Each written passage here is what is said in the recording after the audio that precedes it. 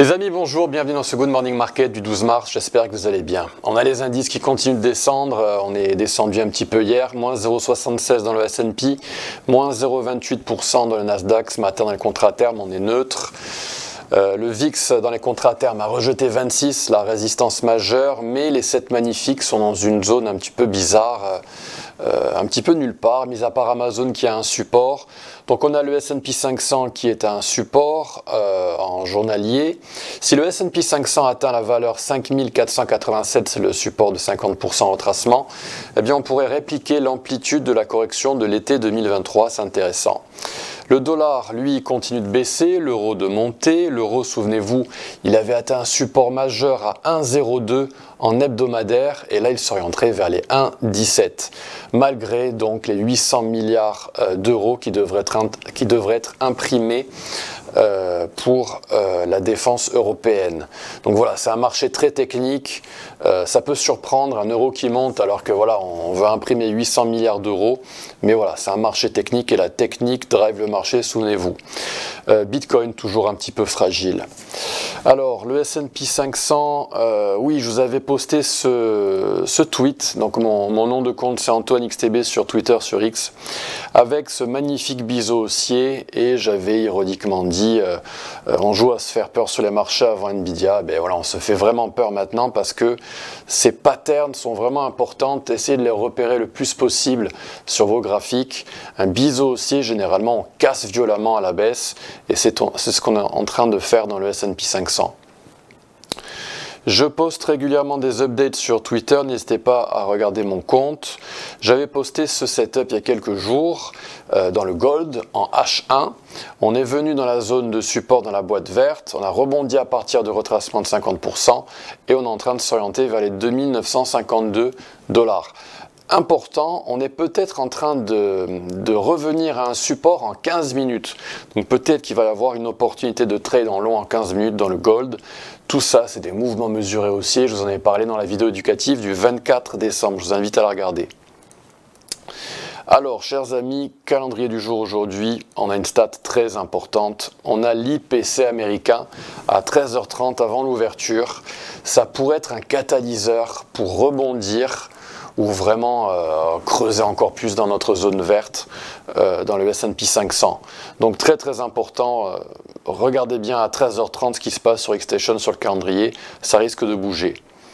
Aujourd'hui, chers amis, on va s'amuser avec le DAX. Ça fait un petit moment qu'on n'en a pas parlé du DAX. Alors, souvenez-vous, il était dans un énorme biseau haussier. Et les biseaux haussiers, généralement, cassent vers le bas.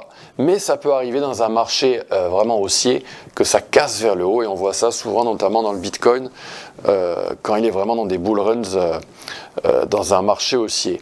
Alors, très très rapidement, je vous réinvite à visionner la vidéo du 24 décembre pour bien comprendre ce que sont les mouvements mesurés haussiers. Ici, on en avait eu toute une flopée. Hein. Donc, je vous les refais très rapidement. On est en mensuel, on est sur du très long terme. Ici, le DAX, c'était pendant le dump du Covid, était venu au retracement des 50%, avait atteint la cible. Comme la cible avait été atteinte, on avait pu redessiner un mouvement mesuré haussier juste derrière. Alors dans les marchés haussiers, le niveau des 38% est visité et uniquement celui-ci. Mais ici, voilà, on a vu le retracement de 50% à nouveau à 12 128, on avait rebondi. Et la prochaine opportunité d'investissement massive dans le DAX, eh bien, elle se situerait ici si jamais on avait un top. Alors le top, on en est très loin. Il va falloir beaucoup de confirmation pour affirmer que c'est un top. Mais si jamais voilà, un top était effectif dans le DAX, eh bien, on pourrait redescendre à 17 666 avec une opportunité majeure d'investissement dans cette boîte verte avant de rebondir direction les 26 261. Alors, en hebdomadaire, voici ce qu'on a. Ici, on est un petit peu plus zoomé, donc on a fait un mouvement mesuré haussier qui a été tradé avec succès, 50%, on l'a vu tout à l'heure, mais à des niveaux en fractal, en retracement interne, eh bien on a d'autres mouvements mesurés, c'est du fractal, donc ici, on a eu un autre mouvement mesuré cette fois-ci qui est plus en journalier. Et cette fois-ci, on s'est contenté du retracement des 38%. Donc on est monté, cible atteinte, on a fait un autre mouvement mesuré en journalier, et ainsi de suite. C'est comme ça que les algos fonctionnent. Ils représentent 90% des marchés dans les contrats à terme. Ici, à nouveau 38%. On avait rebondi à partir de 17 366 et on avait percé la cible. Prochaine opportunité, donc, éventuellement, un autre niveau de support, eh bien, ce sera entre 21 062 points et 19 552 points.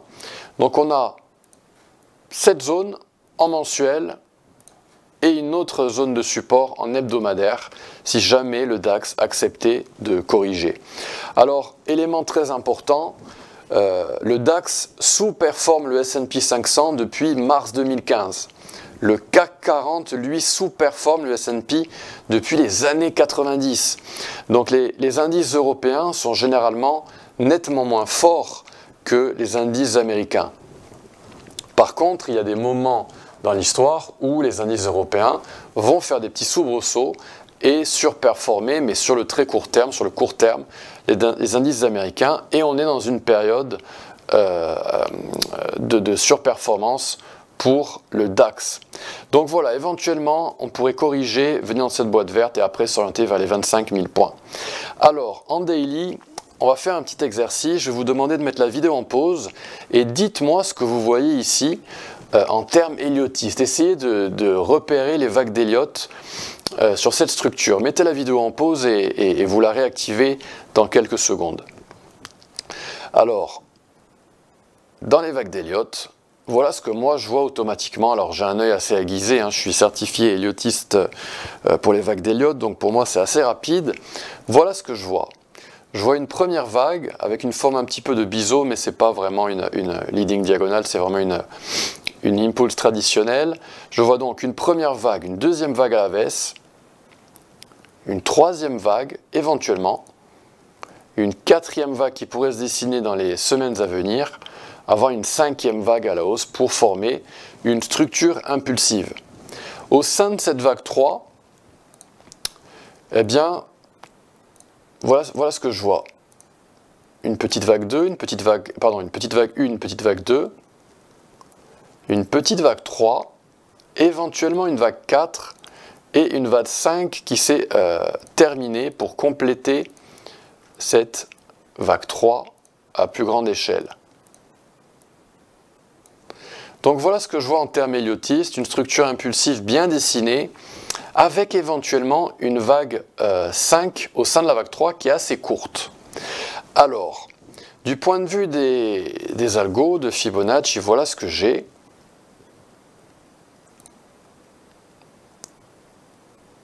J'ai une zone de support